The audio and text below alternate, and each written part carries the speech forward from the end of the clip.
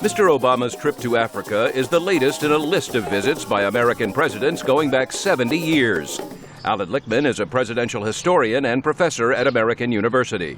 So by going to Africa, presidents demonstrate that Africa is not forgotten, that the African people and the African nations are important to the American people and to American policymakers. While many presidential visits have focused on humanitarian aid, President Obama is focusing on trade, investment, and democracy.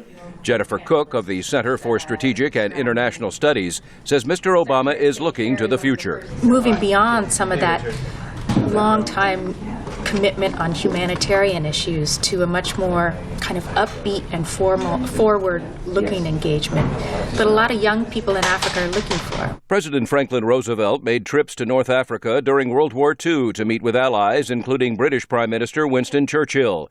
In 1943, the leaders met in Casablanca and later that year in Cairo to discuss strategy for the wars in Europe and the Pacific. President Jimmy Carter visited Nigeria and Liberia in 1978. Thank you all. As a former president, Mr. Carter has made many trips to Africa, focusing on diseases such as river blindness and malaria.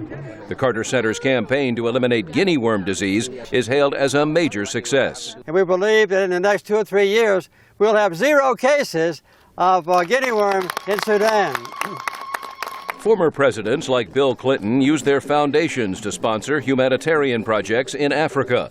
Again, Professor Alan Lichtman. So you can actually immediately and directly see the results of your initiatives in Africa. That's more difficult in other parts of the world. 2, 3. Healthcare experts say George W. Bush's initiative to fight HIV and AIDS in Africa has saved millions of lives.